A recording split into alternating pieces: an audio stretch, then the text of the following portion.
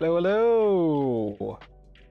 Let me know if you can hear me. I had some weirdness with the mic in my check, but it looks okay to me. I see Deep, I see Heisberg. Hello, hello. I see JB. Hello. This is like the beginning of, there was a kid show when I was growing up, and it was like the Looking Glass or something. Here's who I see today on the TV, and they would like name random names. Romper Room. Thank you, JB. I got you. Nice. Mineco, nice to see you. A little bit of shudder in the sound. I think the mic might be a little hot. Let me put it down a bit there. I gotta, as every streamer, every podcaster knows, audio is always the problem. It's just gonna have to be what it is. Right now, I can't really balance the mic. As we are, every time, like, it doesn't matter what, this audio always resets. Oh no, JB's quoting Romper Room. Good heavens. I don't know if that was Canada only or what the deal was on that. Anyway, hi everyone. Nice to see some folks here. Hope you're all keeping as well as could be expected, all things considered. Oh, anyway. Just having some coffee, and then we're gonna get on with the puppets as always. Nothing exciting today, so don't get your hopes up because I'm just building some standard Greeblies. Stuff that if you're a regular, you've seen a million times already, but that's fine. We're here to just chill and hang out. That's, as I talked about on the podcast, you know, with everything what is going on. I the one thing I know I can contribute is just be like a nice chill place for people to come and unplug and not think about the state of things, and hang out with some cool people and have a a nice space to talk about nice things and do nice things like puppets, for example. So that's what we're doing here. So we got the YouTube, the PeerTube, and Twitch going all at the same time. Everything looks good to me. They never saw me and I was super close to the TV waving. You'll notice it was only very common Caucasian names. You know, TV in the 70s, what can I say? But yeah, I hope y'all are doing okay. I'll be getting to the, so all I've got on the docket today is we're just doing some machine sewing. I've got some hands and some bodies here that we're gonna get the machine out and sew those up. A little audio stutter. What do you mean by stutter? Is it like cutting out, or is it just hot? Is it like a little blown out? I don't. Stutter would be bad. I have no idea what that might be about. Wow, that would suck. This. I gotta do something about my audio setup. I'm not hearing that. Oh, maybe there's some buffering issues. I'm guessing. I don't know. Who knows? Anyway, I can't do anything about it at the moment. Going. No. Bit rate on the audio is getting bad at the end of the sentence. That's got to be compression or something. I'm not having any drop frame. My bit rate looks good, so it might on the receiving end. If it's bit rate, that sounds like that's compression. That sounds like. So nothing I can do about that, unfortunately. Maybe it'll drop. You know, we're just gonna have to roll with it because I really want to rework. I reworked everything else. I didn't rework how the audio works, and that's the last thing I need. Fine. See, I've got some things. I finally got the logo, the URL here, and we've got the music credit up. That's important. Then I've noticed I can switch camera over today. Back. Oh, it didn't work. Why didn't it work? Okay, just avoid big words. Me avoid big words. Are you kidding? There we go. I got my lower third now, so that's also important. I'll review the playback. I like how you turn upside down briefly on the transition. There's a whole. It's because of how the overhead camera works. I had to like really do interesting things with the scene layout because in order to get it so the top of the screen is the actual top of, what you're seeing. May I ask, did you get my email? I don't think I did. I don't recall. Try sending it again. It's admin@operationpuppet.com. I'll check though. Because I run my own, I don't run my own email server, but I run my own domain, and so sometimes things will get caught in a spam filter that isn't normally caught by like email or something. So, Freenock, hello, nice to see you. But I will check again. Yarn Cat Wrangler. I'll see. Because I don't want to miss emails. It's important. What's good? I'll tell you what's good. Puppets. Puppets are good. Yeah, well, Jamie, you run your own email server because you're psychopathic. Like, I wouldn't. I don't know how you manage that. I wouldn't trust myself to run my own email server for my business. That's just.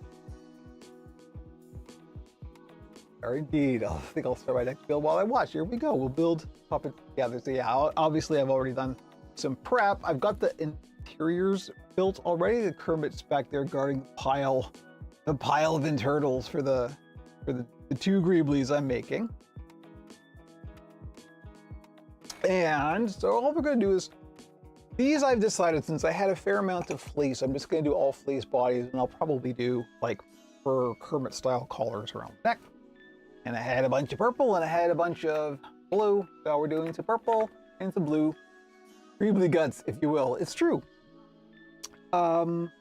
So that's it. We gotta get the machine out and start sewing these. And since there's purple thread in the machine, we'll start with the purple one. It also means I gotta get the close-up cam out here. I did change this to be a fixed focus. I'll switch cameras when I get the machine out here. So hopefully this will be a little bit nicer to look at. We'll see. I may actually switch cameras up. I have an Elgato face cam that might be better. Oh, got it. Yep. Undunu, new follower. Hello, nice to see you. Welcome to the Puppet Pit, as we say. This is I say, because I'm the only one talking. Step off the way here so we can get the machine out. Excuse my head and camera. Okay.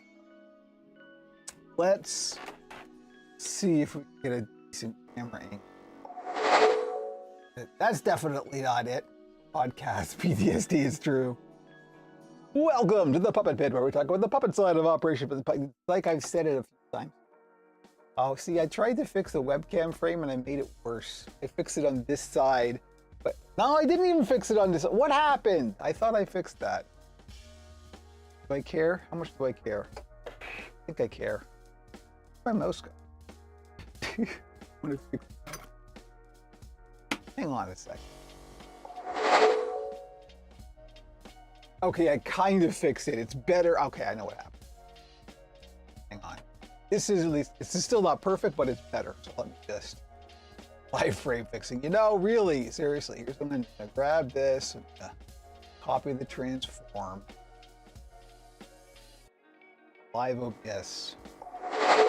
Editing. Over here. Go to the webcam. Paste the transform. There we go. That should better-ish. It's definitely not as irritating looking. Okay.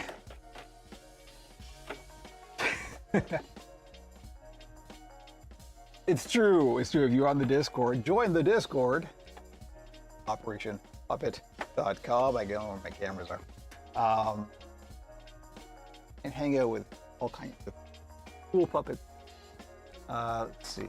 Where's a good? Forgive the shaky cabinet. It can't be helped. Let's try this.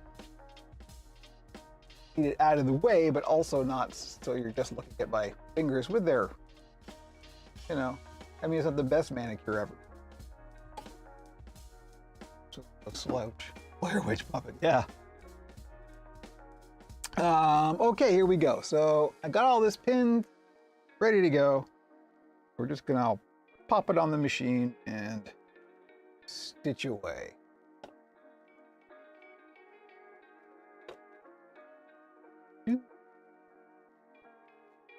I have some very cool nail polish coming. I hope it's going to be great. Debut it next. Save the price.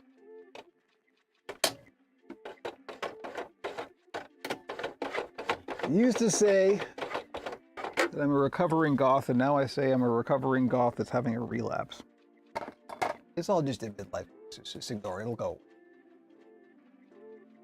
Action cam adjustments are always fun. Because remember, he dropped the phone in gear grease. Oh, is that you've been posting videos about working in that car, haven't you? I haven't watched any of them yet, to be honest. But you know, who's got the time? I will though. Relapsing goth is my new bed. Yeah.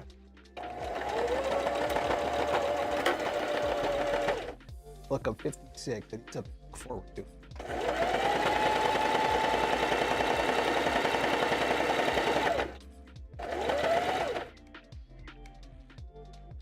Get the tomato out here.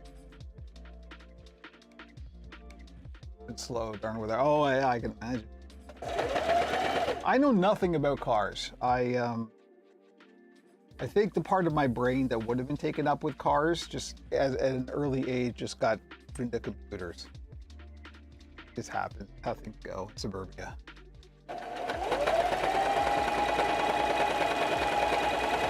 Sure as that can't do both. Come on.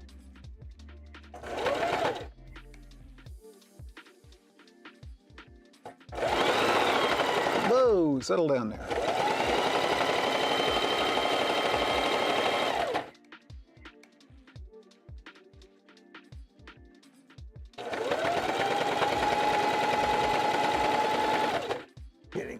little bit kilter there. We still the edge. Oh, practice makes perfect. I fall down car repair rabbit holes on YouTube. Yeah, for me, similarly as you know, Jamie, it's been all vintage computer repair rabbit holes. I imagine you've already fallen down that hole several.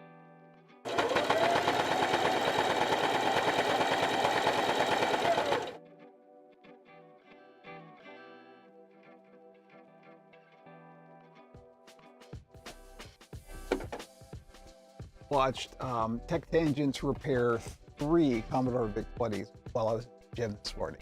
It's quite the dichotomy, being on the treadmill watching somebody repair 40-year-old computers. I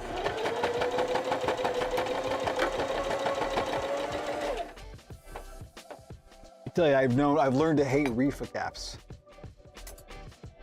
It's the brand name of capacitors. What is the TI-99 stream? Good question. Here's the state of that. So, thank you for asking, FYI. Because it's probably coming. Actually, I'm not going to do it on. Well, okay, I will do some stuff on stream. I won't do the actual hardware, not really repair, but installation that I'm going to do on the TI. I won't be doing that on stream, but I will be shooting a video of it. Where it's going to go, however, is the question. So, what the original plan was, if you listen to the podcast, pixelsandpuppets.com, should have. Anyway, as I talked about a couple of podcasts ago, one of my intentions is to sort of use the branding of Pixels and Puppets to do all of the stuff that we do, you know, around here that I still do in terms of, like, you know, content creation, another term I dislike because it is very reductive. Anyway, I use it because everybody else does know what I mean when I say it. Kind of like the word goth. The plan was to kind of take the non-puppet stuff, so the gaming stuff and the tech stuff, and kind of just that into its own little space, still under the Operation Puppet umbrella, obviously. But so I was going to start like a PeerTube is no problem because I run the PeerTube server. It's YouTube that's proving the problem. I got a Pixels and Puppets YouTube channel ready to go. Problem is, one of the things that I was planning to do for it, and since we're talking, good.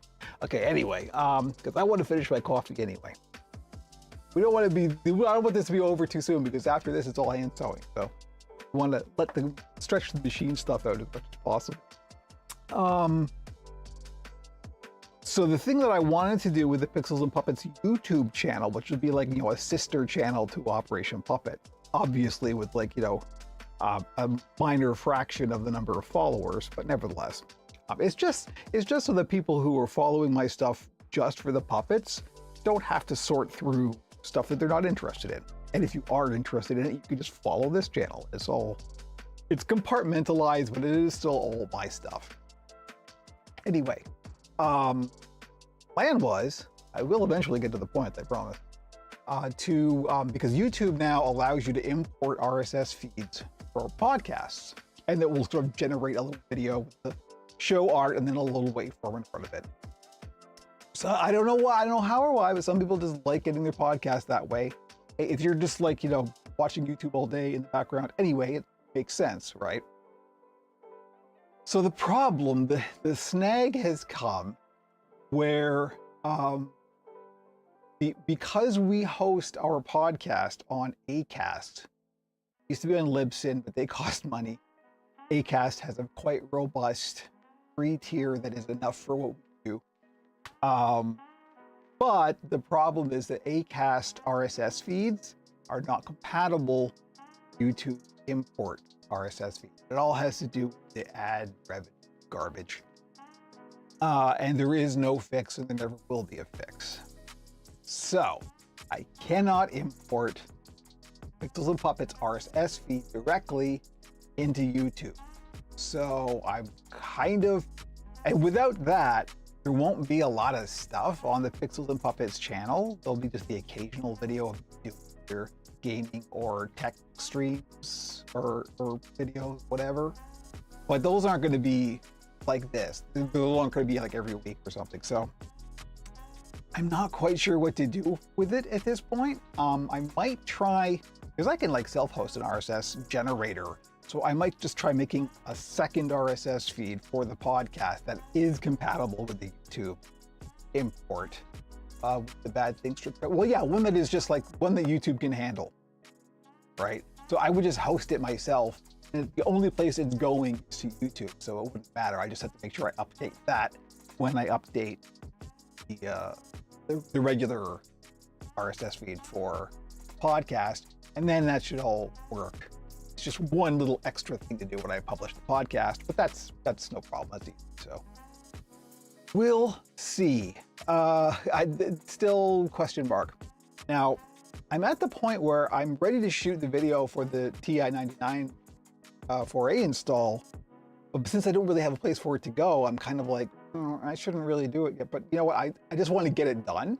So I'll probably shoot the video and just figure out later where to put it. So we'll see. I tried to separate everything, but I tend to forget or work on one thing more than the other. Yeah, well, exactly. That's my problem, right? It's because clearly I'm generating more Puppet stuff than I am not Puppet stuff. But it was just because I look at the numbers. It's like anything I do on the Operation Puppet channel that is Puppets gets good views. Anything that's not gets bad views. And that's obviously why. So it just makes sense to kind of put a little partition in and let people be able to choose. That's the point. Anyway, that's what's going on with that. So the TLDR is I'm probably going to shoot the TI video this weekend. Where it goes and when it goes up is question mark.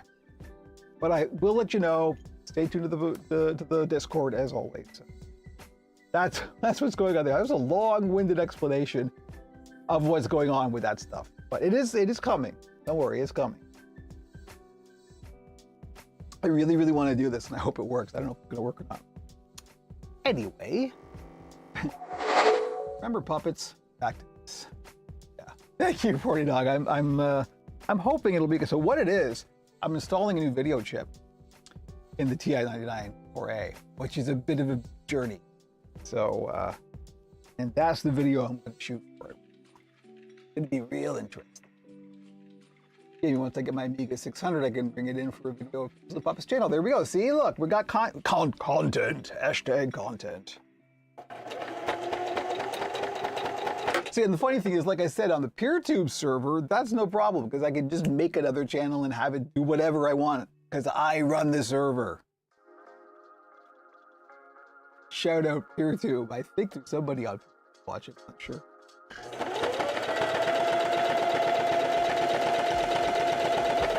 This is among the reasons why the PeerTube channel or server is staying around.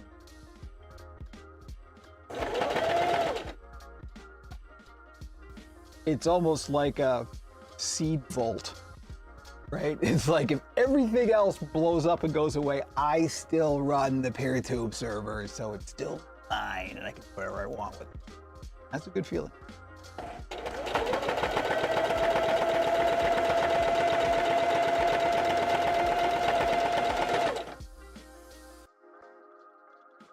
Anyway, that was a lot of words. I'm also out of throat lozenges, so if I talk a lot, my voice is probably going to give out. Lucky you.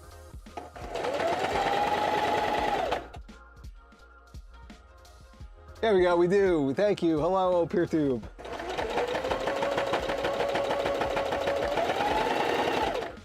Yeah, the PeerTube chat thing is weird. I see you in the chat channel. Your name listed like 4 or 5 times. I don't know if you see that too. It's weird. It never like updated from last week or something. I don't know. It's a plugin.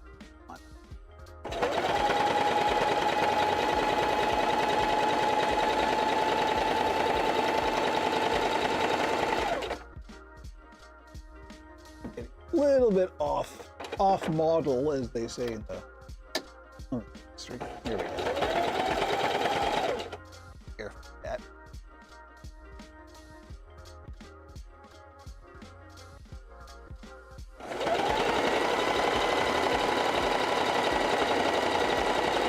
Well, see, this will be one of the advantages of getting the Mr. Pi. Is it will expand the number of vintage computer stuff. Vintage computer stuff. I talk good. Vintage computer things that I can experiment with and learn about, or the Pixels and Puppets channel.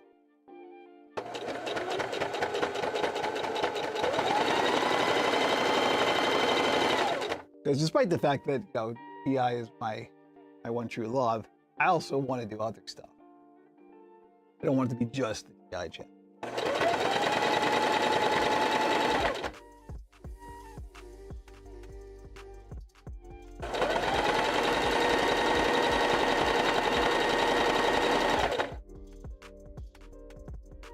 I can tell you which 64 games are awesome. I'm sure you can. We even demonstrate.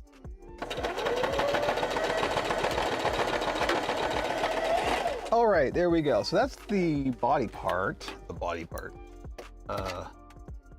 Sewn. I always hand sew the darts, just because I've never had good success with machine sewing darts. They always come out wonky and bad.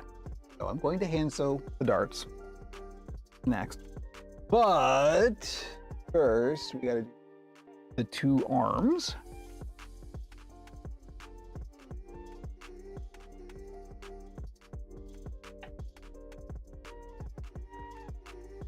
Which is always the fun part, as every puppet builder will tell you.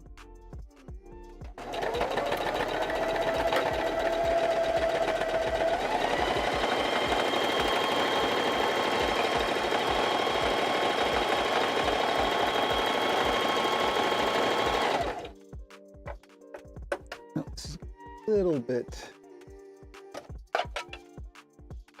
We're gonna fold where we don't make sure it doesn't happen.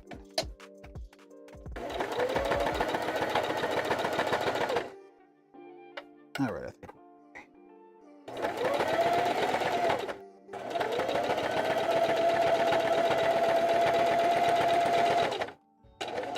Slow and gentle.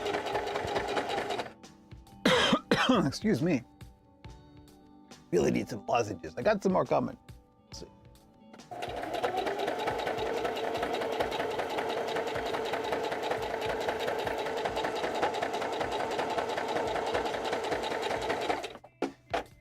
Wherever you've got a real tricky one, that's when you stop and just do it manually.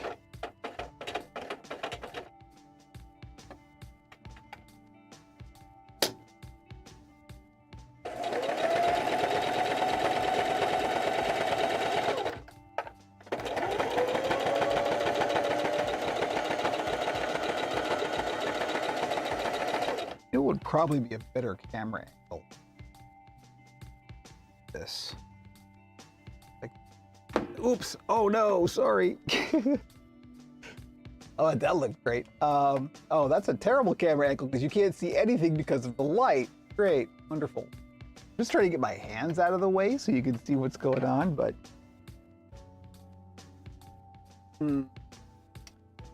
I turned off the auto exposure. Maybe that was a mistake. Note to self. Do it again at least. That is something I can't adjust on camera. Oh well. We're just gonna have to go with this. I'm sorry for the admire the ring. Sorry for the close-up of my hands.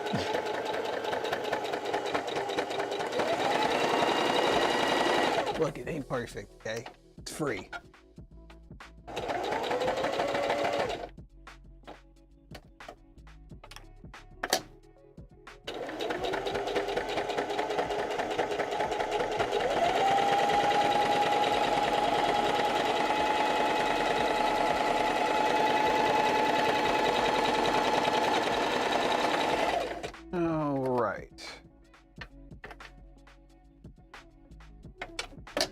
Little gap where we have to insert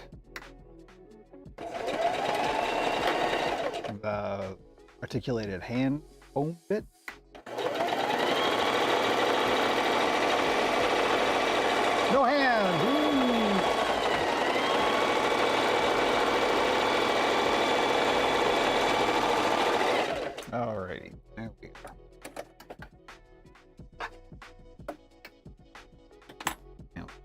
clips.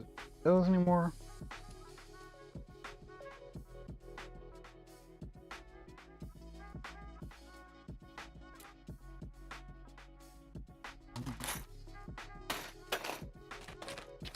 I think we're probably going to be getting to some hand sewing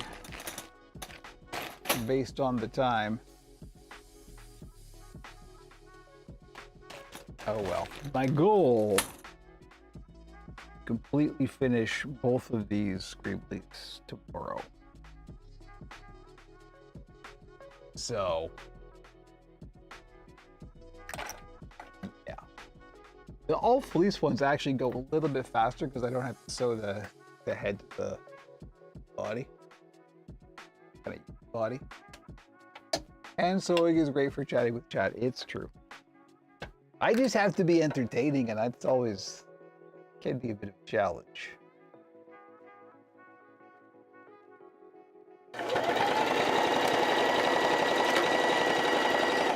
You have to like find other videos to watch on this channel while I'm hand sewing. That won't get us a DCMA take.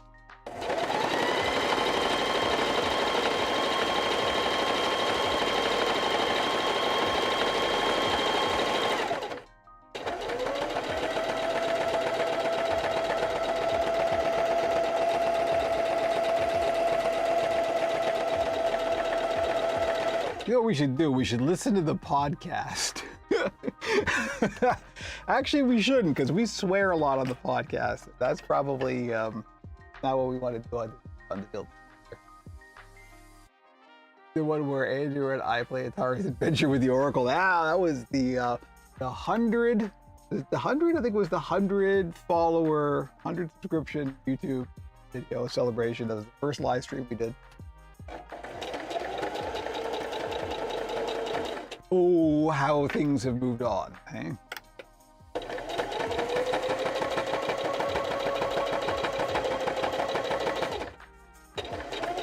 Mere 5 years ago.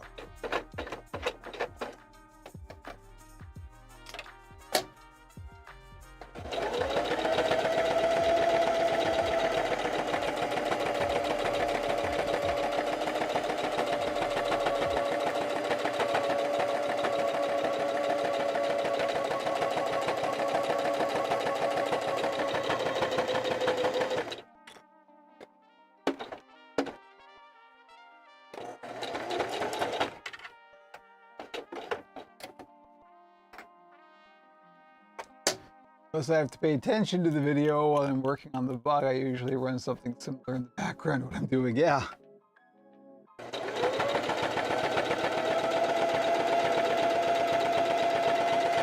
Well, that's like lately as I'm working, particularly from hand sewing, that's what I'm watching, like the tech repair videos, like Adrian's Digital Basement, as we talked about on the podcast, big one. And I discovered Tech Tangents. They're both very much like comfort watches. It's the best when they fix something and they turn it on and it boots after they've gone through a whole lot to try and fix this thing, and then it works. Something very, very satisfying and comforting about that. It's people solving problems, and that's a good mental state to be in.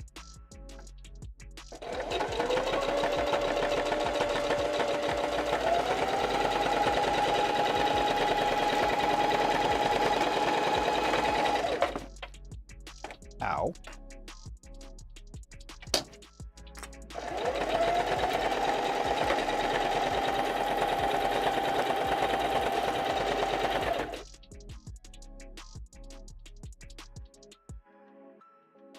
Oh, we're talking cars in chat. You just talk amongst yourselves.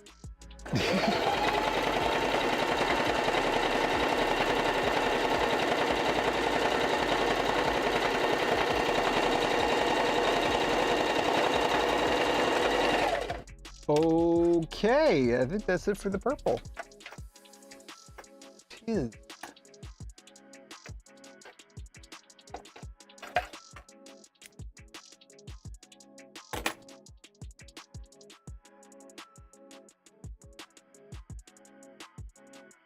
I'm a little bit nervous about what I'm going to find when I open up the second TI, because I've been inside one already. Those of you who've been on the Discord have seen the pictures of me taking apart a TI-99 4A for the first time, or I have two, both of them working. But the second one, the one that I'm actually going to put the chip in, is a little bit more beaten up. It's clearly had a slightly rougher life than the other one, and I'm a little bit nervous what I'm going to find when I actually get in there.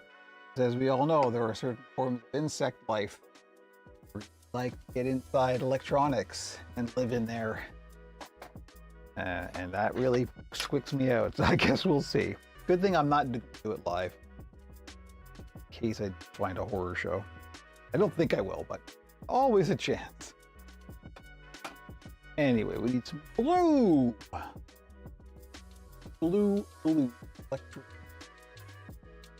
The David Bowie lyric curl.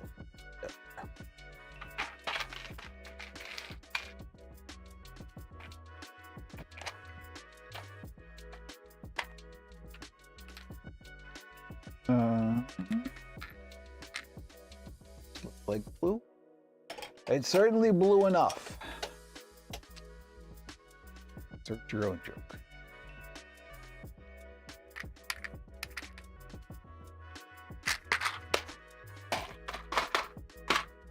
Okay, switching out purple for blue.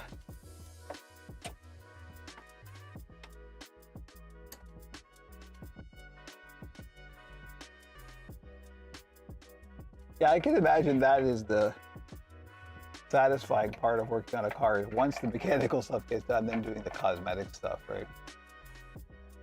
I'm just guessing. It's like with puppets, once you get past the bulk build and you're working on the facial features, that's when it really gets fun.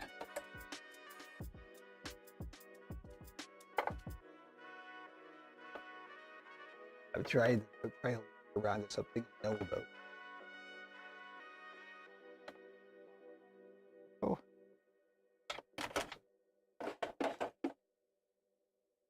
Through that. I think that's in there. All right, blue. Might as well start with the arms. They gotta be done.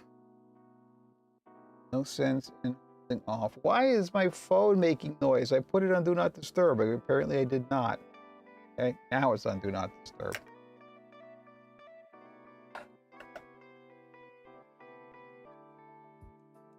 Probably just an email.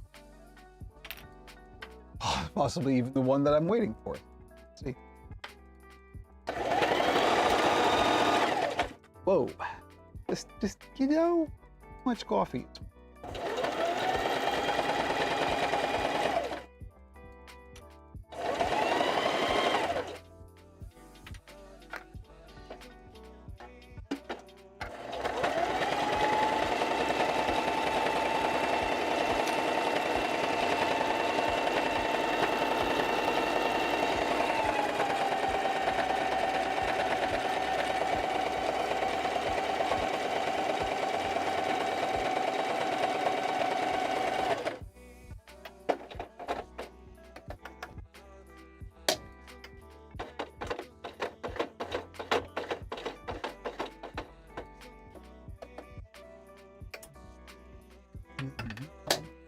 By next stream, I will have figured out a better camera situation for working on the machine.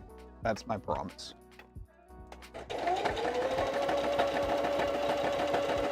I don't like this. This must not be very pleasant to look at. Probably not learning anything.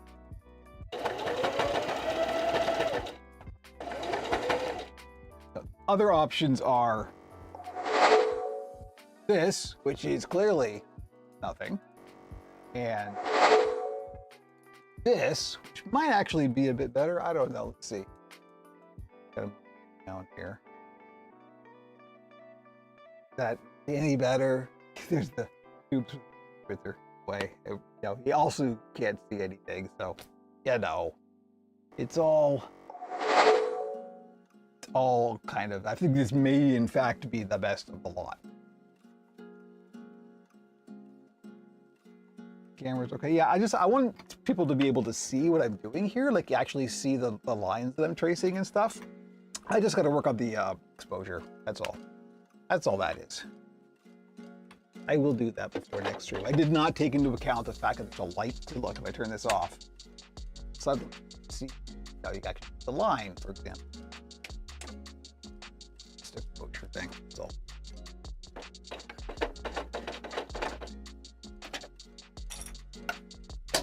And like I said, I might have a camera that'll work better in this position. So we'll see.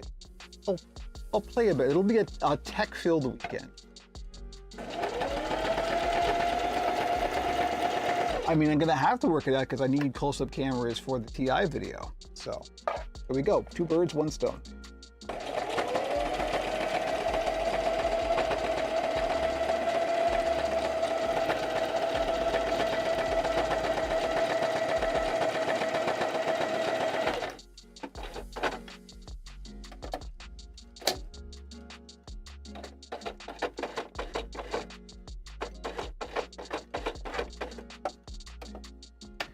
And it completely ruined my nails on the TI video.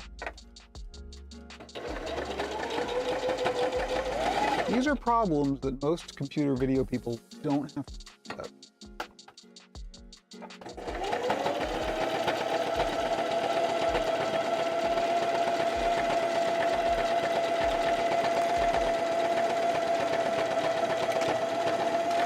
I should just go with my wife and get the BioGel nails.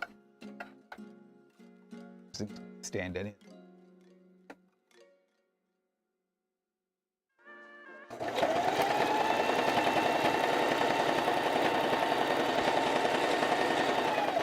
The second camera I need to test this week myself. Got a GoPro, all sorts of attachments. Yeah, this camera up here, that's a GoPro. It's an old GoPro. It was like a Hero 40 or something. I can't remember. It's quite old.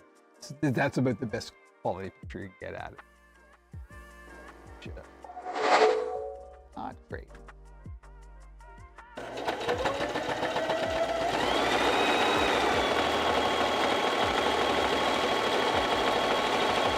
Because the problem with GoPros is that they have fixed focus, or at least this one has a fixed focus. So, no good close-ups.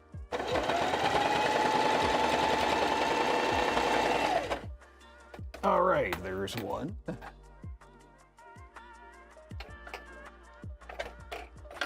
Ooh, that thread got a bit dumped up in there. Take care of that before on. Do all right with the actual sewing, but got a little tangle down in the bobbin there. Nobody likes a tangled bobbin.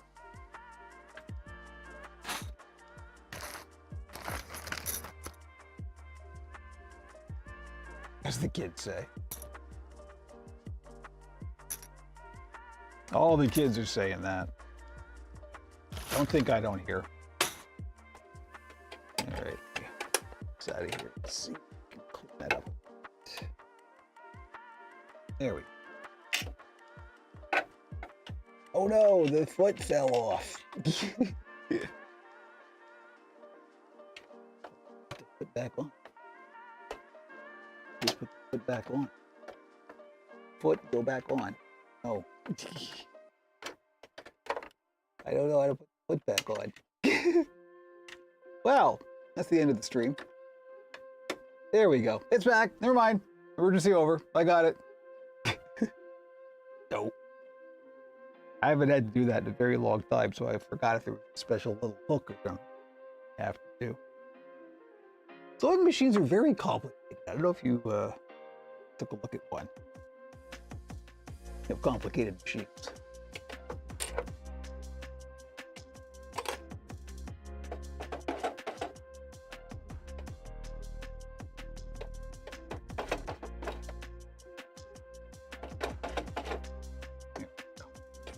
Okay, let's try this again, shall we?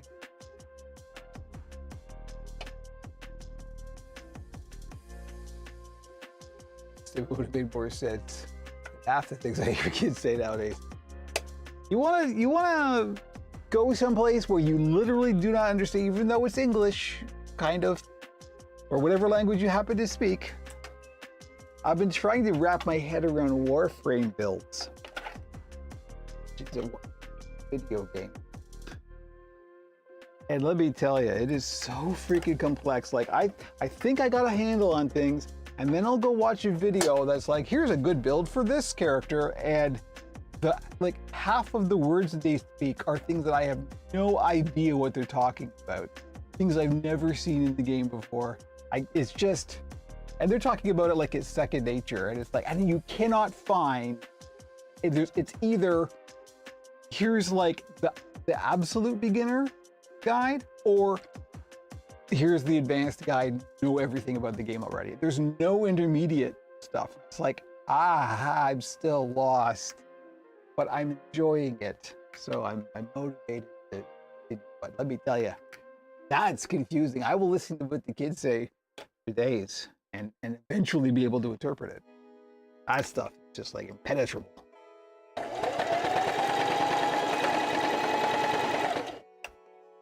Need a translator to help me with like, what is an Orican something something something.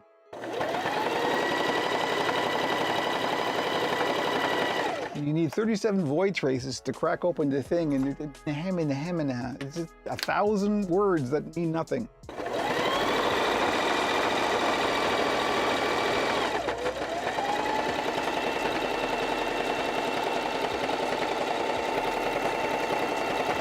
If I ever do learn what all of these things in Warframe are, I am going to like make videos that help people translate that stuff. Really needs to be some kind of like interpreter.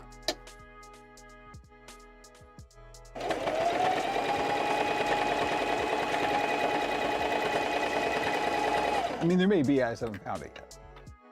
My parents thought bad language. Yeah, kidding. Look, I'm old enough that my parents never owned a computer. Like, that's the generation I'm from.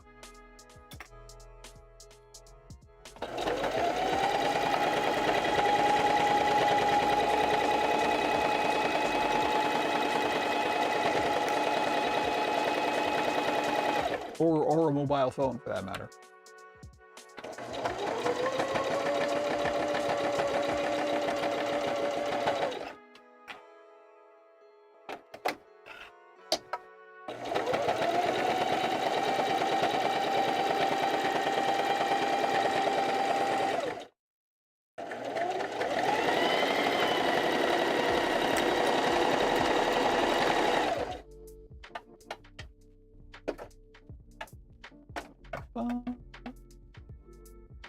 That.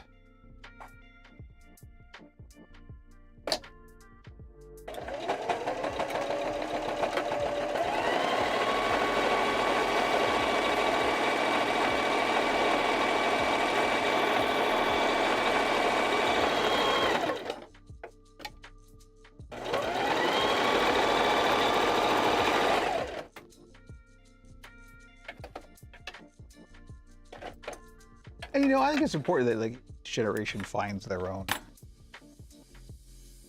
way of communicating.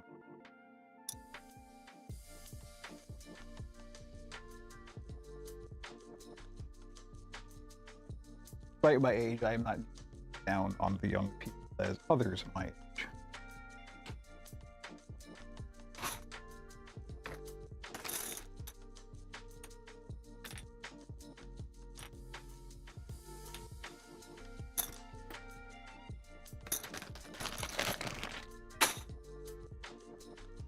Is that both arms?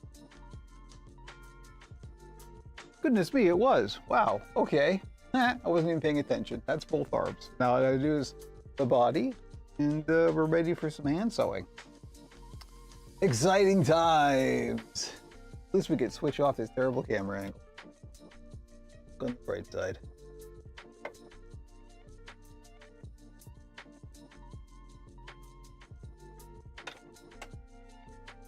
Also, I get the light coffee.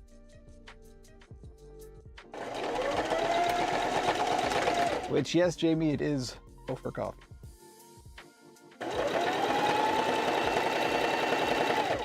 full pot this morning because I could tell it was the kind of day where that would be necessary.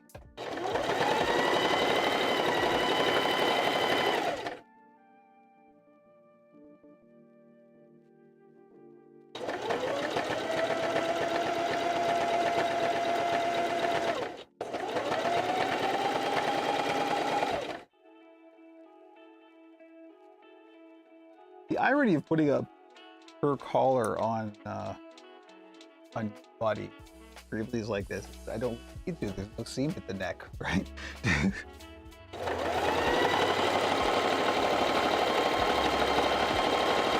I don't always, but I do think it looks better.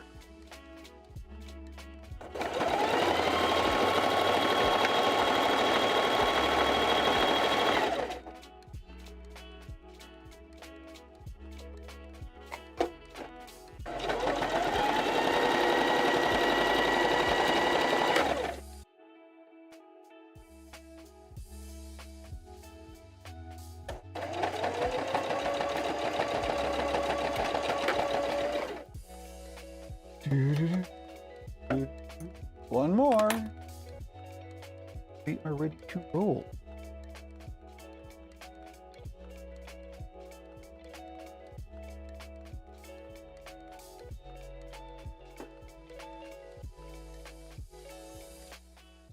Not even waited an hour yet. How efficient am I? I mean, I did considerable amount of prep, so.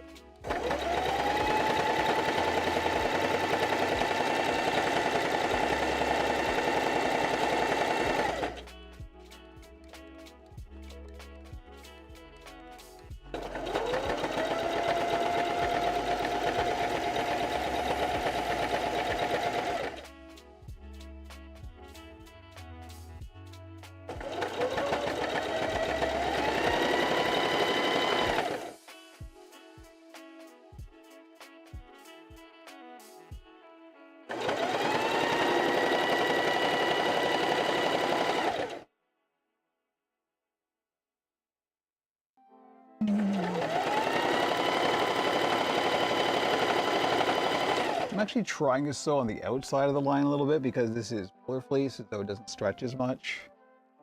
Give yourself a little bit of leeway.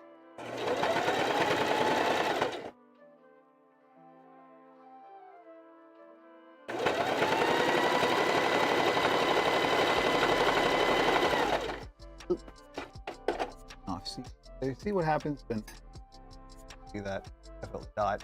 Nope, because the light's too bright. Going over the edge, what, a little bit like that.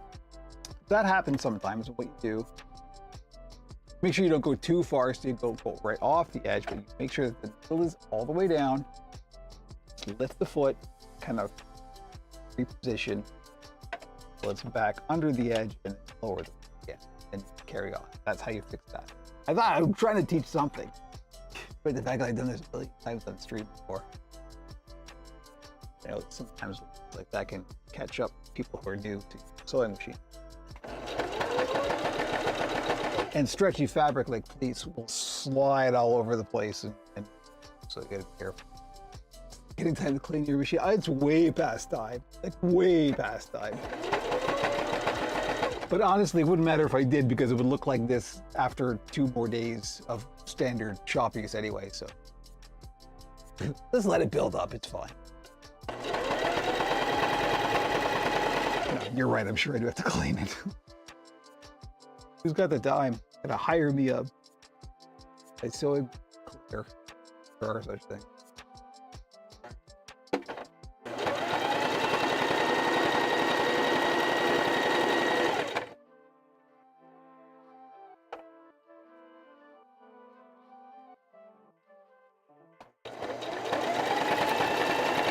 But that's actually a good tip. If you ever need to do anything to reposition the fabric and lift the foot, just make sure that the needle's all the way down first. So that way the fabric won't move around. You're actually kind of pinned in place. And then you can lift the foot and then, you know, sort of reposition things. Pro tip. Okay, we are done with the sewing machine part. So let's go back to this camera. We'll just move this out of the way. And so now I got to trim a whole bunch of stuff, and then we're going to get to hand sewing. So this is all this camera now. I guess I could go top. It's like pushing my mat all around. Out here. See the machine. I'm just going to trim off these seam allowances. And in the case of the arms, actually cut them out now that they're all traced. And you see, like, every now and then I'll make a little kind of cheat bit. Whatever. And that's fine. That all gets smoothed out once you. Sorry, work happened. Oh, the only thing I said to you directly was that the coffee today is in fact Mofer coffee. I made a full pot. That's the only news for Jamie.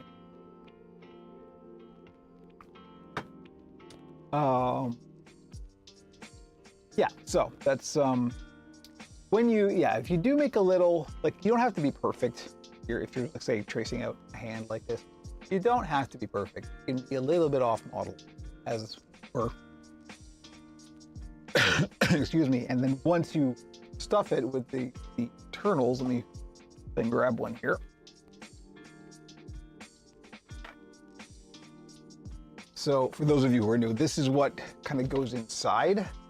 This is just foam, and there's some wire armature, like a steel gauge wire. It's 18 gauge steel wire that's in there, and a hand plate, and this is all kind of glued together. So this is what gets stuffed inside, and this will sort of flesh it out, fill it out, and then it kind of smooths out all the wrinkles. Just try not to go too wonky with it. Just make it as tidy as you can, but you don't have to be perfect. So I often say perfect and good. Yeah, I just finished finished making the last of the Mofer coffee. So I gotta go for a walk again and get some more. That's okay. It's actually pleasant. Although it's been so cold, it hasn't been pleasant to go for a walk. But not just cold, but windy. That's the part that really gets me. I never used to feel cold, but I weighed 100 pounds more. Then whatever, I didn't feel the cold, but now I sure do. I still prefer to be too cold, too warm, but there are limits.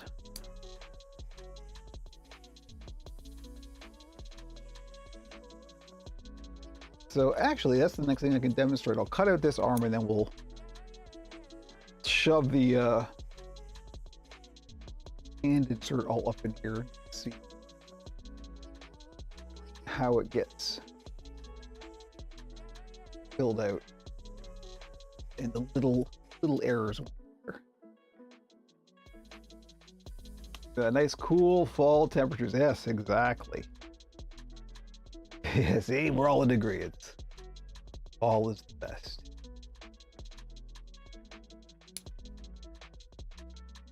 Which, of course, is what's going away rapidly because of climate change. Fall lasts for approximately 6 hours. Hey, that's the real world. Hey, let's stop that right now.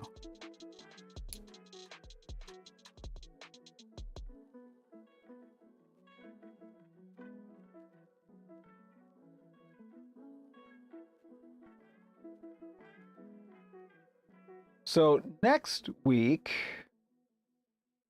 oh, but what a good 6 hours they are. Yes, exactly. Next week will be, excuse me, more exciting than this, hopefully. Next week is when I'll be getting into the Krampus builds. And for the holidays, that is not something I often do, so a little bit new for the stream. I don't know what stage I'm going to be at. I'm only building one at a time for Graubeschnacht, it's true. Wednesday is a little bit early in the week for me to be finishing doing the facial features stage, but maybe I can prep some of the facial features like the horns, eyes or something. So one I'm going to do just kind of my standard Max Fleischer style, as I talked about on the podcast. And the other, and I think it was JB who came up with this suggestion. I wanted to do sort of like a muzzle, like a different shape. Because crab eye can be a large variety. Skipping over the turkey, I see, but I'm not. I'm Canadian, remember. We've had Thanksgiving already. That's long gone, my friend. We're north, so our harvest is earlier. Ha! So yeah, anyway, I think it was JB who mentioned do it like a black and white. Like that, well, it is a bit Max Fleischer as well, but like literally do it monochrome, like black and white, and do the eyes that style. Yeah, there we go. Thank you, JB. The more I think about that, the more I like it. I think I have to order some fabric for it, but that's okay because that'll be the last one I have planned to make. So that's like still 2 weeks away. So should have enough time for the stuff to get here.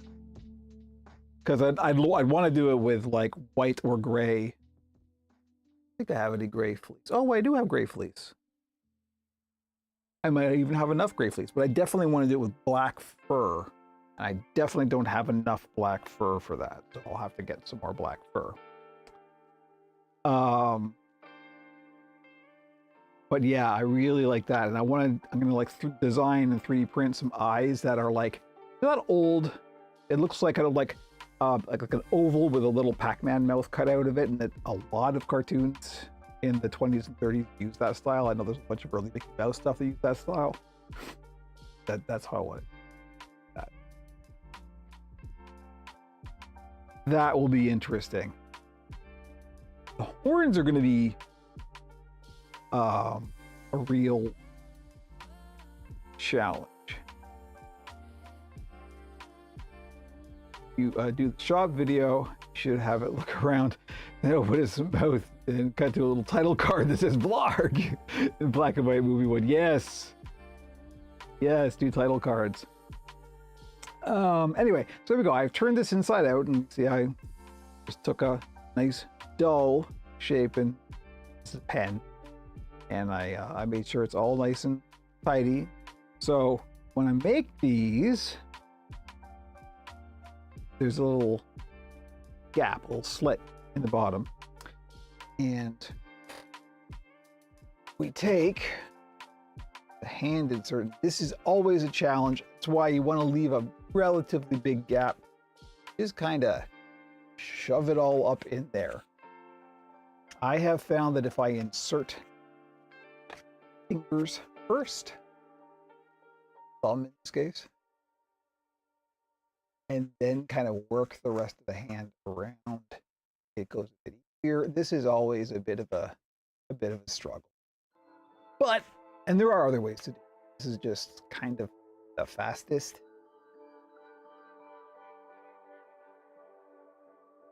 But the other thing I might want to do, so sometimes, like I am doing here, that's why.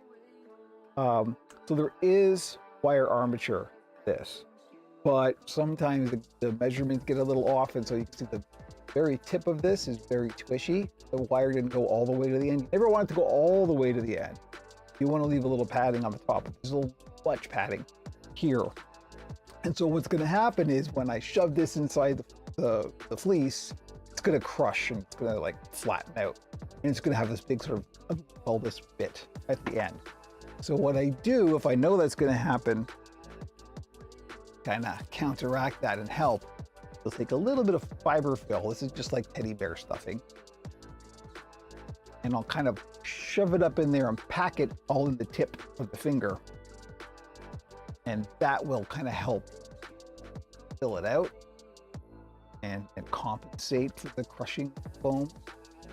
Over time, that foam will also kind of relax and expand space. It's just when you first put it in. But nevertheless, you know, it's getting put out for sale pretty quickly, so it's got to look good for the shop. So that's all, and it's not bad to do this for all the fingers. It just helps to even out the shape. I mean, you can see already, it already looks kind of better by putting in some fiber fill. You use a copper-clad welding rod to help poke the foam tip. Maybe it would definitely tear the foam, and that's something you don't want to do. You need something dull and probably plastic. And even then, you're still kind of like gouging at it. So I wouldn't trust myself not to really mess it up. Yeah, because this foam is quite fragile. Like, the stuff can tear pretty easily. It's not like styrofoam. It is still foam rubber, but you can still tear it quite easily. So anything with a metal edge is gonna just rip it to shreds. Anyway, it's hard for me to do this on camera. I kind of have to hold it down and really work at it. So forgive me. I know this is great for it to be on camera, but just to prove to you that this was one of the bigger challenges when I first started puppet building. This was the thing that really kind of held me up. It made me go, how on earth do you do this? So all I've done, this is a bit easier because this only has a thumb and 2 fingers. Obviously, if you have more fingers, you have to use more. But all I've done is I put the thumb in first, then I put the first finger, and I've left the third finger out. And I'm just taking the fabric and I'm just kind of working it down around the thumb before I try and put the whole thing in there. And this will just kind of seat it and give it a place to exist. And I'm making sure that that's going in there as far as it can. Now I'm going to put the last finger. Got more fingers than that, just keep going. And you see, by the time you get there, provided that your gap is big enough, and remember, it is foam, so it will compress, can hopefully, sometimes it's a struggle, like now, for example. There we go. And yeah, things like that will happen. It'll go wonky. It's all right. Just move it back. It's all fine.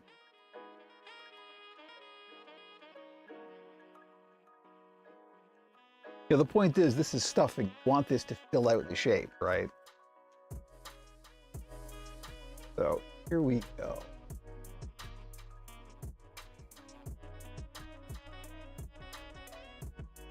I'm just pulling it around.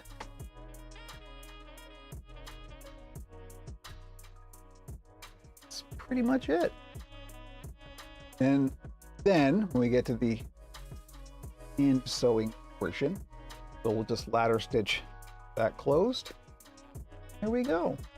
See, it's nicely filled out.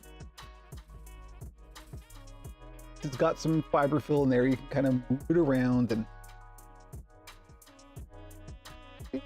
that's just fine. So,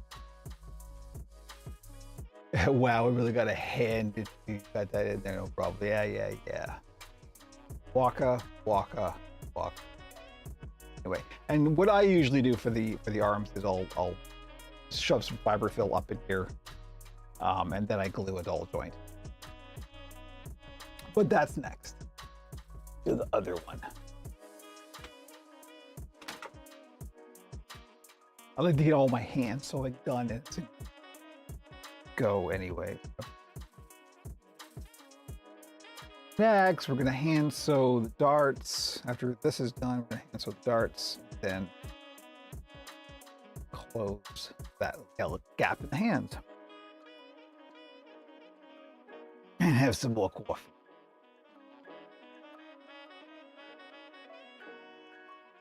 And also, obviously, when you're cutting this out, make sure you don't cut over a seam. You want to give it a little bit of a seam allowance.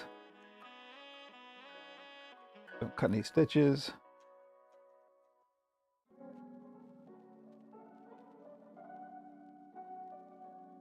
Try to teach what I can. I know this is quite rudimentary stuff, but that's, people are just starting. This will be helpful.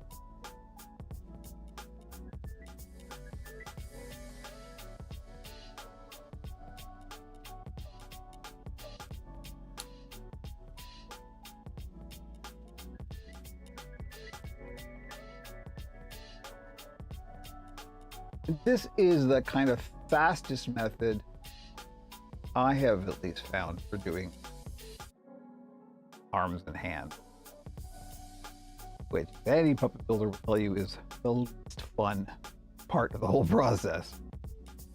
But of course, the downside is you do always get a rather prominent seam. This one's not bad actually, but you will get a quite noticeable seam along the whole thing.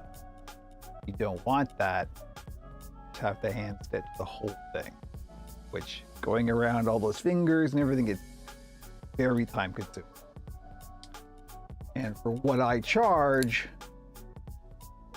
to try to keep my costs down as low as possible, getting harder to do that, but anyway, if I were to hand stitch all of these, I would have to like add quite a lot of expense just for the labor time, which I don't want to do, obviously. So the seams are a trade-off of like getting it done quickly and being able to sell it at a lower price point. That's all.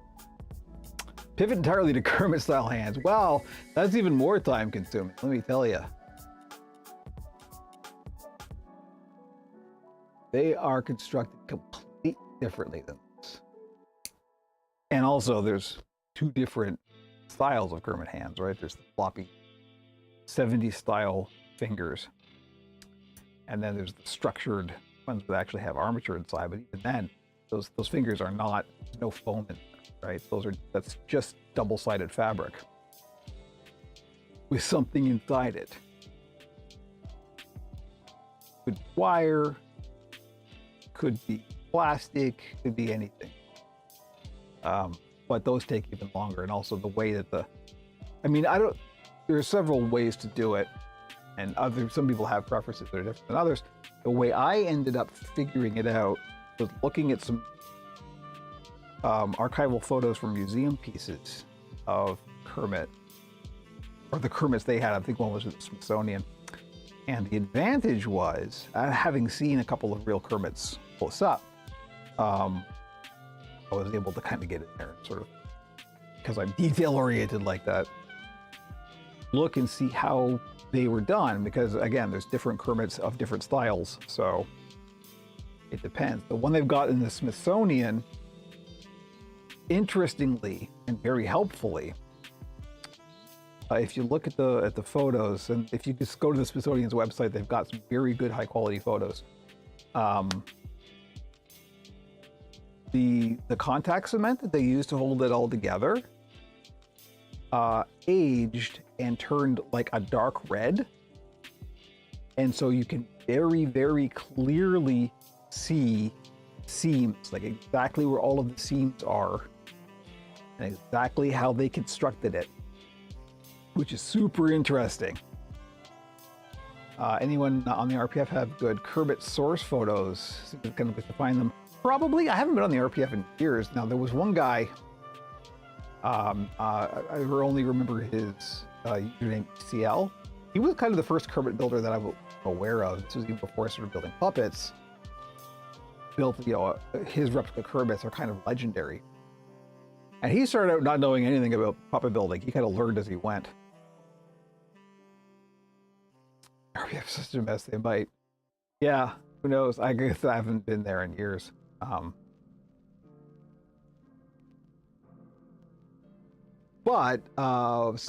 he just kind of had to figure it out, He just had to make something that looked right. He wasn't concerned with doing a replica.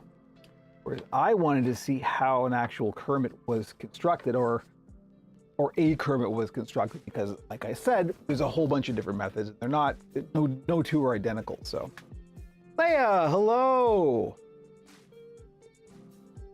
The other day, I rebuilt Dink's arms. Dink is Leia's goblin, with better wires for nicer articulation. Excellent. No coincidence. Look what I'm doing at the moment. Greebly arms. With, I'm sure, a very similar method. Oh, speaking of which, I just forgot my own advice to shove a little bit of fiber fill in the tips of the fingers to flesh them out. Thank you for joining us, Leia. Glad to see you. Leia is an Operation Puppet Discord regular.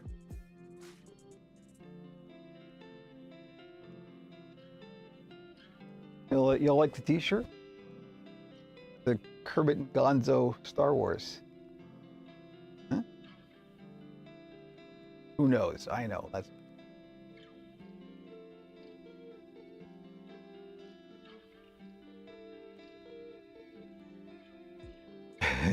this was a birthday present for my wife.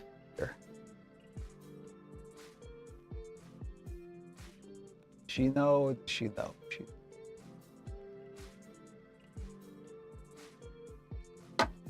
Ow.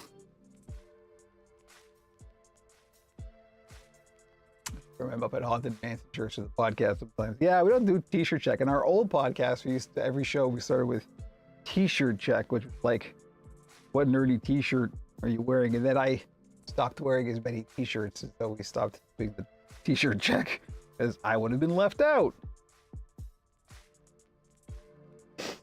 I don't have that many nerdy t-shirts anymore. This is one of the few. When I dropped all the weight, you see, suddenly all my old shirts were not, were like giant potato sacks on.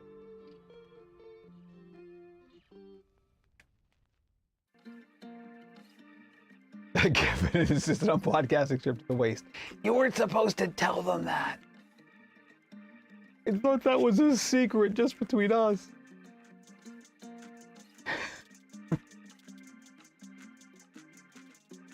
Now you'll never kidding, is he not? Pick your own reality and live in whatever preference you have.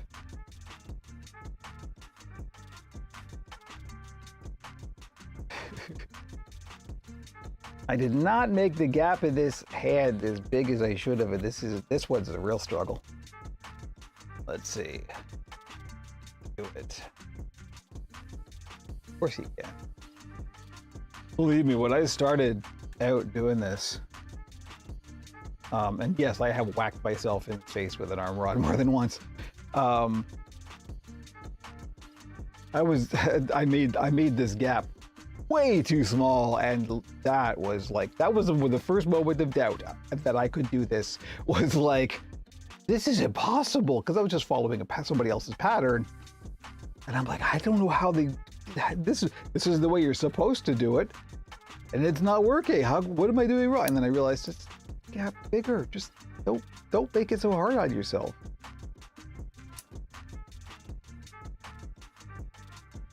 This is why patterns are a trap sometimes, because what worked for somebody else is going to work for you.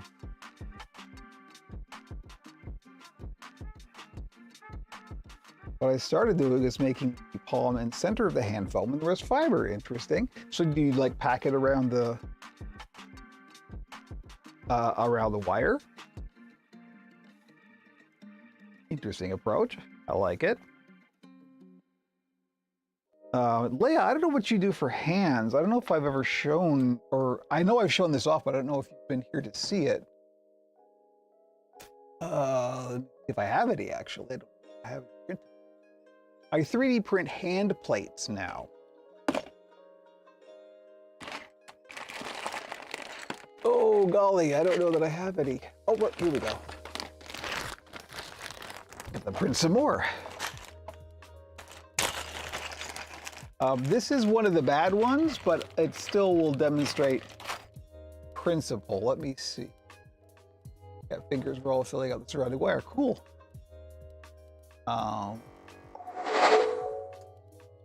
Here we go. These are the things that I print out. This goes inside Greeblies, Human, anything with fingers. And I printed out. This is my second to final revision. I have made a newer revision than this. But you can see each finger has two little sockets. Right? And so the wire just goes, like both ends of the wire just go in there. And I just cut the wire to the shape of the finger, shove those in there, and then this little socket here, that's where the arm rod sits, and I just bend it at a right angle. what I've done more recently is I've just taken this socket off and I bend a little flag at the end of the arm rod and just glue it down. And like hot glue works great on this because it's PLA plastic, right? So it just kind of melts. These save a ton of time. Bending wire. The whole thing is bending wire is a pain and I don't like it and it's not fun to do. This saves so much time. So these are what go in every puppet with fingers. And the thing is, I make these with enough fingers to go in like, human characters with a full hand, but you don't have to populate every socket. You can just do the ones that you need. So these are really good kind of universal little hand plates. They just go in the middle of the hand like that. And so that's my pro tip. Got a 3D printer, build yourself some of these. They're really, really simple. I made these in CAD. Save a lot of time. So, there you go, pro tip. And Evan needs coffee. Okay, we got both hands populated here. Well, let's move that out of the way. Have some TPU. TPU might be okay for that. Those, like I said, those are just PLA. TPU, the thing about TPU is it takes forever to print. Other thing is, I found to my chagrin is now that I have the feeder for the, let's see, hang on, wrong one. Now that I have that monstrosity for the 3D printer that feeds multiple filaments in, and as you can see, it populates every slot in the filament feeder. TPU doesn't work in this. So when I want to use TPU, I have to like manually swap it out, and that's kind of defeating the purpose of having the multi-feeder. So I don't use a lot of TPU anymore. I do make the occasional mouth plates out of it, like, for example, these Greebly mouth plates are TPU, so they have some flex, but these take forever to print as well, so tend to shy away from TPU if I don't absolutely need it. But again, go ahead and try because I don't know. I have never made a hand plate, so could be great. Who knows? There's havoc with AMS. Yeah, it just because it's a flexible filament, the feeder just can't grab it and feed it down into the socket, right? So it just doesn't work. They tell you that in the manual, which is a bit of a bummer. You can also like just populate 3 of these and then have the top be TPU, but you still have to manually change which one is working, right? So I suppose my latest Discord, I will have a look after this stream.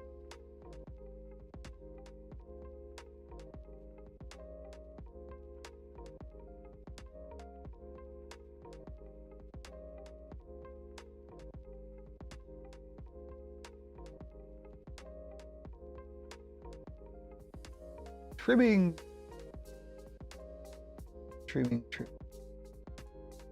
See.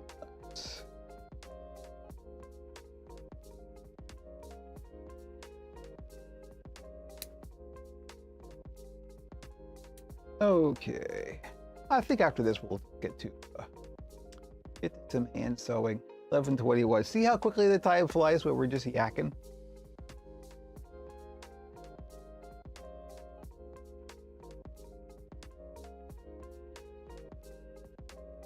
Canada Post is going on strike. We preface this by saying, fully support unions. I hope that the workers get everything they're asking for. It's a bit of a pain in the butt for a tiny, tiny, tiny business owner like me.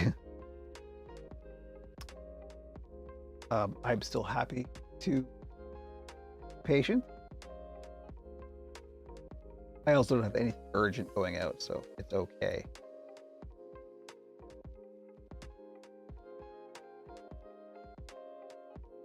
but we will see. I have put up notices on both the direct shop and the Etsy shop that, hey, and the post is going on strike. If you need anything on a deadline, do let me know. And then we could arrange for courier at, of course, considerable extra expense. But, sometimes people are on deadlines and they need stuff. So it just happened. But yes, Leia, absolutely solidarity. Now, I hope in the battle between labor and management, I think you probably know which side I fall on, and unfortunately it is a battle. All right, I'm just going to clip these together. We're going to get to hand sewing the darts.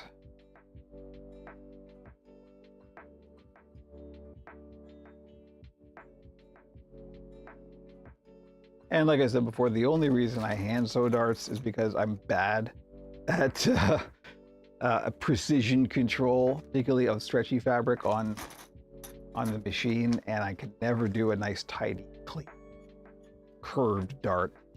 So might as well hand sew it. The time that I make up doing the unibody and not having to sew the head of the neck is then spent doing the dart. So, whereas on fur, I can do the darts on the machine because they don't need to be as finished.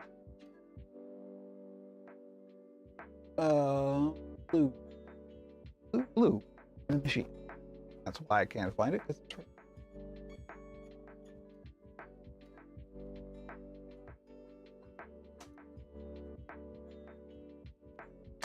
Latest version of Amiga Vision, up at archive.org. Those that are Mr. oriented with curious Commodore 16-bit machines. Jamie evangelizing again. Okay, I hope I can get one of those Mr. Pies. Because I keep watching all these vintage computer videos, and I'm like, I would like one of those. I can't afford one of those, but I would like one.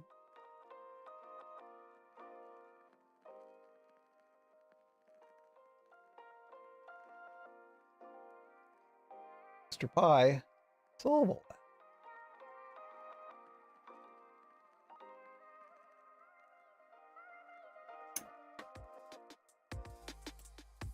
Hey.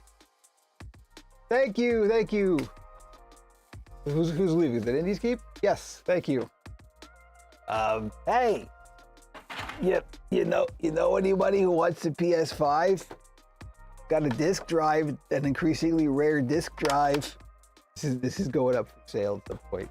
This is an OG. This is the very first gen PS5. When the postal strike is over, that's going up. I give you a good deal.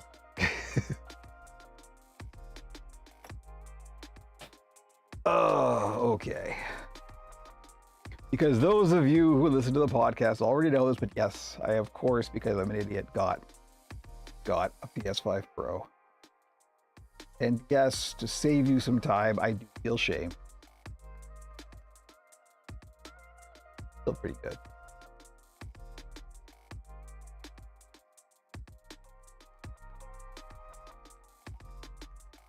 It is a big slab of a machine. I stuck a spare SSD in, so I have a little PS5 Slim in the other room, and just the other day I stuck a little hard, like an extra SSD in it, which is incredibly easy, FYI. That's one thing I do have to give them credit for, is super easy to expand. And it's not just, you're not replacing a drive, you're actually expanding. So you stick another like an M2 SSD in there, you're just increasing the size, you're not replacing it. So that's cool. But I have a little PS5 Slim, and just the size of that thing compared to this is just unbelievable.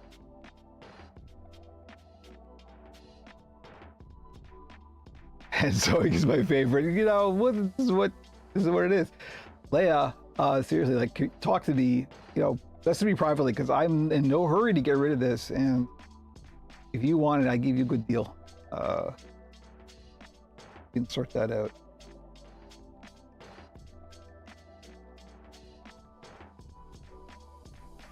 Feel guilty now for like advertising this stuff on the adult stream. For shame. Nah. We're a community. We're doing nice things for each other.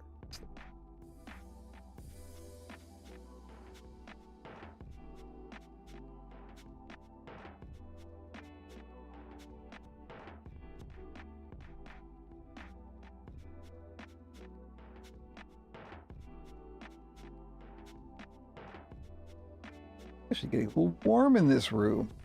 But I'm going to open the window. I'm going to have to open the window later when I get the... Well, that's the other thing. I, for the first time ever... I don't know how I let this happen. I wasn't paying attention how I let it happen.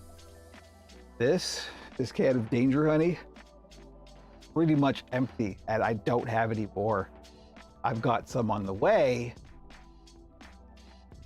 There should also be, I got some small tin of weldwood to hopefully hold the over because the barge takes a little while longer.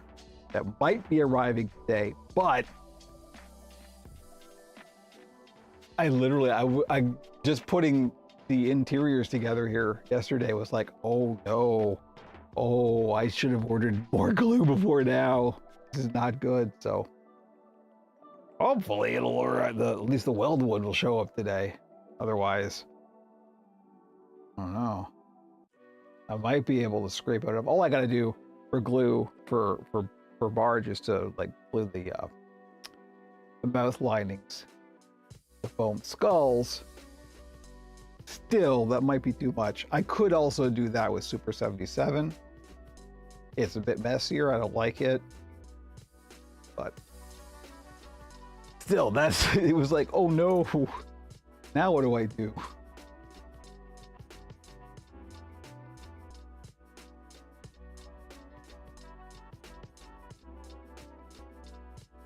Welcome to Remember Supply Chain Issues.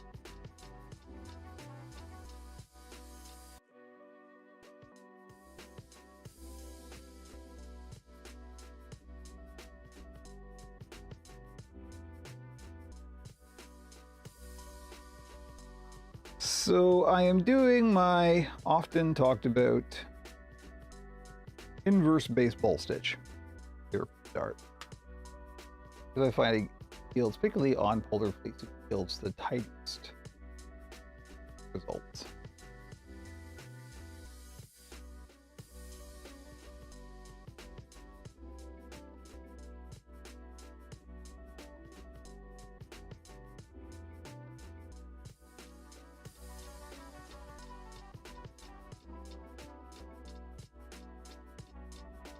Get my what? Fresh like what? Take a short break. 11:30. I'd be quick. I really want more coffee. I'll be right back. Don't go nowhere.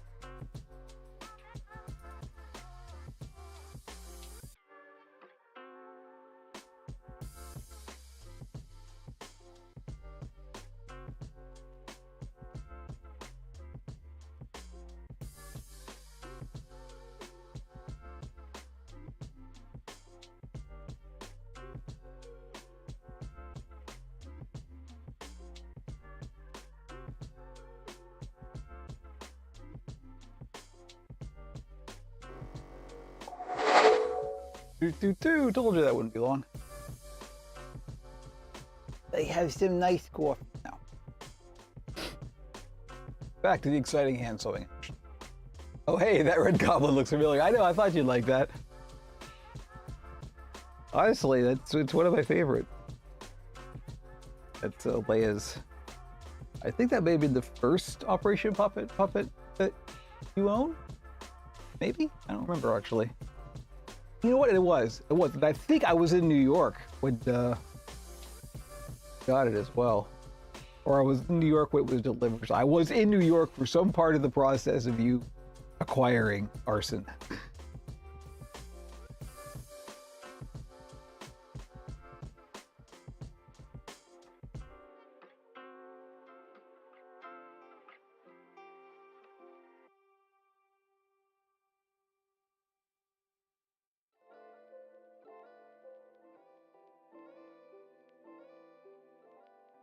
I should do it. I haven't done a goblin in a while, actually. I should do another.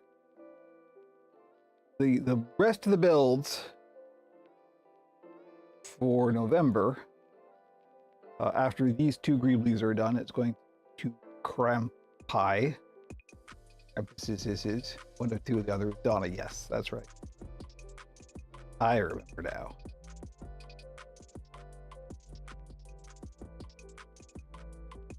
Of course it's right. Leia would know.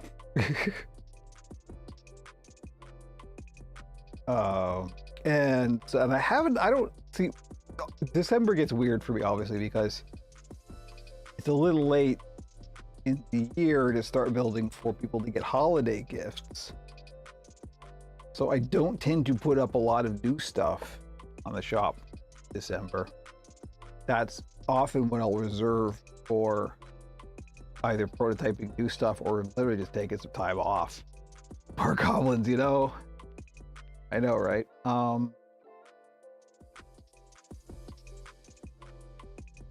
See, now I'm thinking about goblins. I don't know, I really wanted to start doing some stuff that I haven't done before. Usually what I reserve the first part of December for, and then of course I take some holiday time off.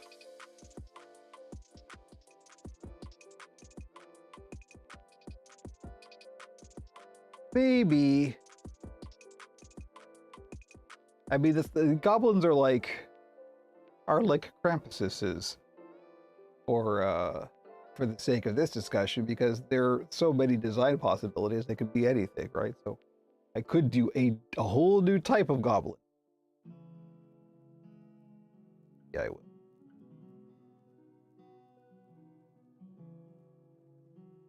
Leia and I are both appreciators of a good goblin. Yeah, basically, I already have. The Oracle is unique. I have not done another like the Oracle. Nor shall you.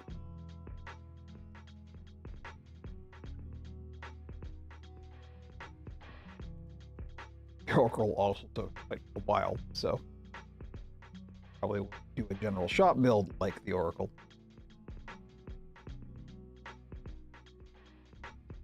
One thing I'm going to do for one of the Krampuses is a curved mouth plate again. The way I used to do the curved mouth plates, I have these like sheets of, I think it might be ABS plastic.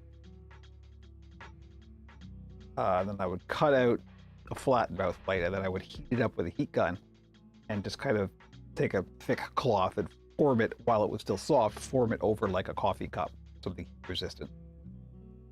But now that I'm doing all 3D printed mouth plates, I could, in theory, just print a curved one. But that, for those of you who know about 3D printing, that presents some unique challenges because you would have to print supports underneath it or something.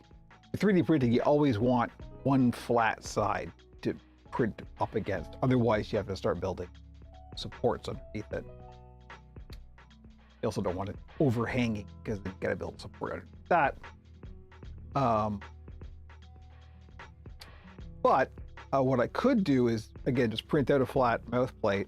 And then the thing about PLA plastic is it's so heat sensitive, it can melt at a low temperature, that you can literally get it pliant and moldable with just a hairdryer. So you don't even have to get the heat gun out. I've done that before. I've sort of molded. What did I bend? Bent something for the purposes of puppetry. Oh yes, the wings. I did a bat that had 3D printed wings, and then I just warmed it up with a hairdryer and slowly kind of curved it so it had a nice kind of curvature to it. That way it saved me having to print it with supports underneath. There was a nice kind of combination of manual and 3D printed techniques. See? A mix of old and new.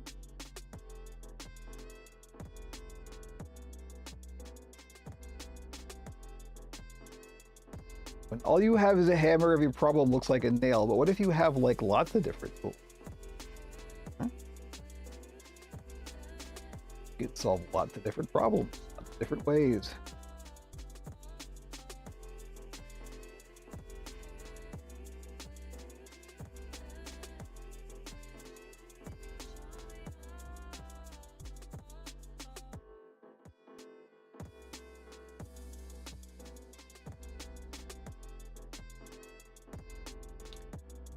Goblins, eh?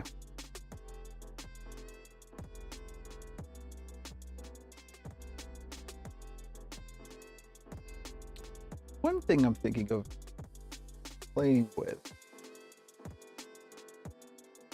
Leia, this may be, if you're still there, this may be an interesting avenue of thought for you as well, being a fellow puppet building 3D printer haver. One of the problems or one of the challenges with printing, 3D printing features for puppets is they can get quite heavy, right? Because it is, even if you're making like, you know, things that are hollow with structure inside, but can still be heavier than you would want them. Horn is a very good example of that. So one of the things I'd like to start experimenting with is not 3D printing the entire feature itself, but building like a kind of scaffolding, sort of a honeycombed shape that you then cover with fabric, right? So you can still get the basic form and it will be, you know, like nice and sort of mathematically perfect, but then you cover it in fabric so it still looks, you know, organic and sort of hand crafted. That's something I wouldn't mind trying to play around with, but I don't know of any tools to kind of make like a 3D meshed shape, a honeycomb. I'll bet you there's something in Blender though that could do it. Blender, speaking of Warframe, Blender. Yes, there's a connection in my head because they're both insanely complicated. So I only understand like maybe a third of what anybody says about them. Nevertheless, that might be an interesting avenue of investigation. Maybe that's what I'll do by December.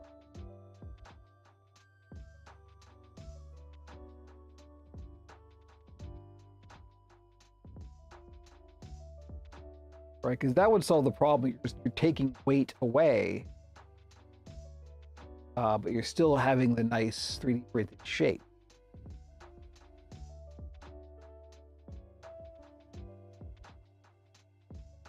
Because, you know, the thing about doing horns, for example, I keep going back to horns because that was the last thing I did like this, and they were a bit heavier than I wanted them to be.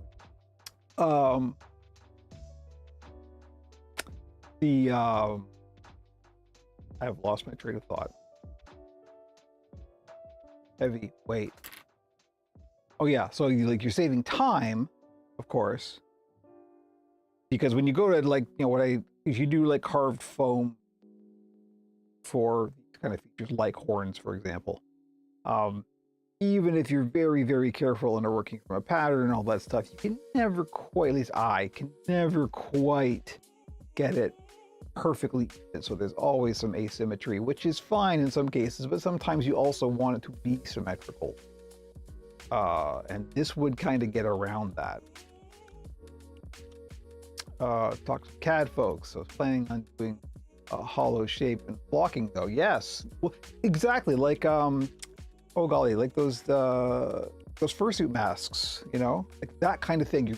You're printing, you know, just like a mesh for stuff to go on.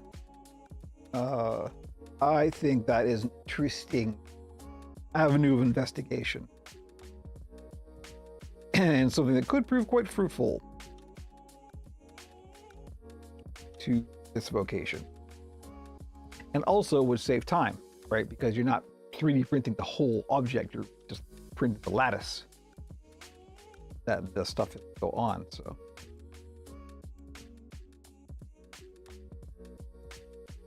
just a passing thought I think would be quite interesting.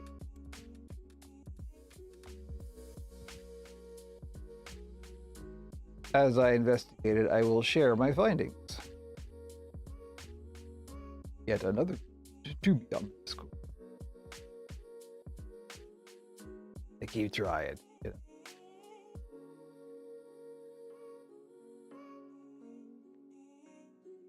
I'll bet you there's some modifier in Blender. You can slap it onto a 3D printed or a 3D shape.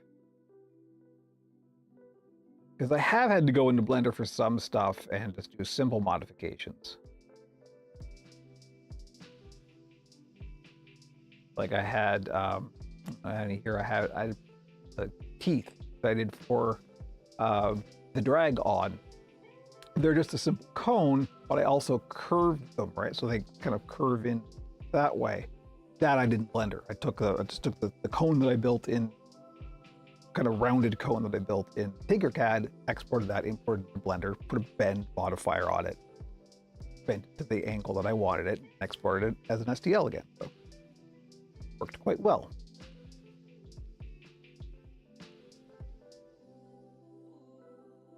So I'm not, you know, I could do basic stuff in Blender. It's just as soon as you start doing anything other than basic stuff, it starts getting, okay, where is this? This 1,000 menus, 16 layers.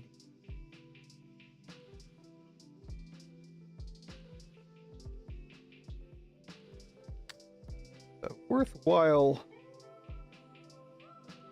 thing to pursue, I would suggest. And I'm sure it's a solved problem. I'm definitely not the first person to ever think of something like that. So.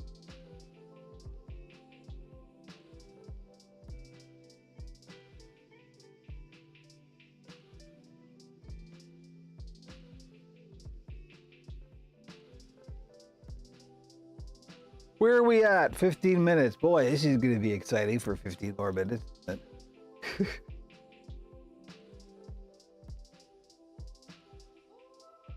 Yeah, this does go a bit slow. So this is how much I've done since I started, which isn't bad. It's almost the whole art. Now that I'm down here, so this is the bit on the end. This is just the sleeve on the bottom. I could just switch to a whip stitch here because this is never going to be seen on camera or anything. So that's fine. I don't really worry about it. The thing is, it doesn't really go that much faster switching to a whip stitch, so I just keep on safe. I'm in the flow state now.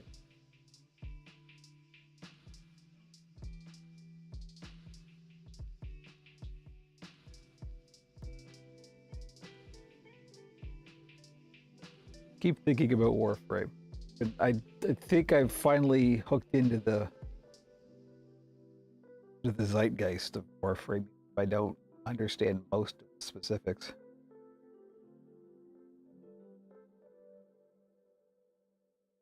I think that's the thing with Warframe. I'm just gonna like keep watching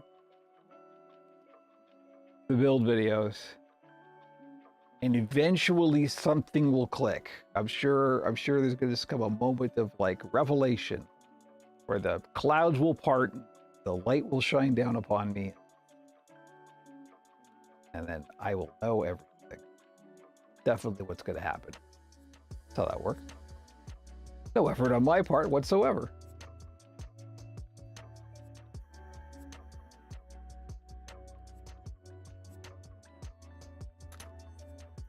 Okay, getting down there. I think after I'm done this scene, we'll probably call it. It's close enough. I think to the end of this stream that I can. This is going to be after I'm done this. That I got a whole other one. So this is another dart, same length as this. So this is pretty much it for a couple of hours for me. The goal by the end of today is to have both of these in one piece, and all the interiors inside, etc. So I still have like mouth linings to sew in. Got like a lot of hand sewing in front of me. I hope I can get it done today. And that leaves tomorrow for just the facial features, which is the goal, although that's not necessarily, because that should go relatively quickly. So mouth lining. You know what? I'm gonna have to save the mouth lining for when I'm sure I have enough glue. The last MMO I really was into was Star Trek Online. I played a lot of Star Trek Online. The multiplayer game in general was Melty Blood. Oh, that's ringing a bell. I'm not sure I know what that is. Bounce off of things like Destiny pretty easily. Yeah, well, I don't know if you've listened to the podcast. I went on a whole journey with Destiny. That's a whole other ball of wax. I'm surprised that I have looked into Warframe as much as I have. It's just the core gameplay is so much fun. Like, it's just so fluid, so actiony. I really like it. It's very stylish, and I like it very stylish. Melty Blood is a fighting game. Okay, that's why. That's why it's like I've heard of it, but not actually played it. Really, really bad at fighting.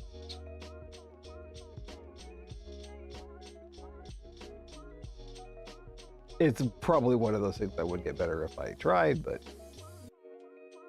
only so many hours in the day. Do have to prioritize.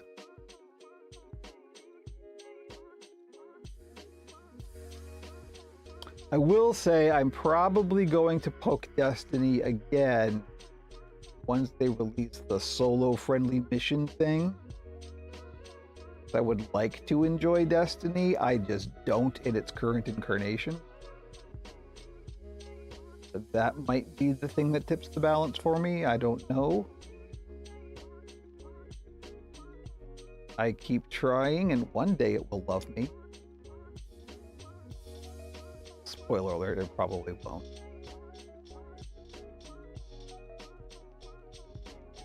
But I'm just that kind of pig-headed fool that keeps trying.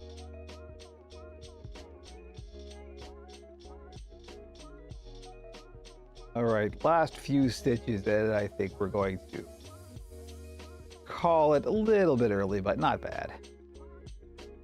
We still got some stuff done. Then I could go have me some lunch and carry on with the exciting world of hand sewing. What I missed about Stowe was that every mission was an instance, so it was incredibly solo friendly. Yeah, Warframe is the same, FYI. Warframe is like that too. Actually, a lot of Destiny is like that. Yeah, no, I agree. I definitely my preferred. That's really the way most MMOs are nowadays. You don't find, so there's often like a big open areas that are group oriented, and often will have like public events and things like that, and then you have your individual missions are usually to you and or your group. So that is the common thing. All right, there we go. One dart done. Ugh. The one patient puzzle on that one station. Yeah, that's all changed now. I don't know how long it's been since you played, but last time I played, they've done a lot of work. Surprising considering how long that game's been around, which is a long time. Anyway, folks, thank you very much. I said that very much like Kermit is over there inhabiting my brain. And yeah, always a pleasure. Thank you, everybody who showed up. And see, right there at the very end, my voice starts to go. So I'm going to go while I can still talk. So next week, as always, we will be into the holiday Krampus builds. So thank you very much. And we will catch you, hopefully, next time.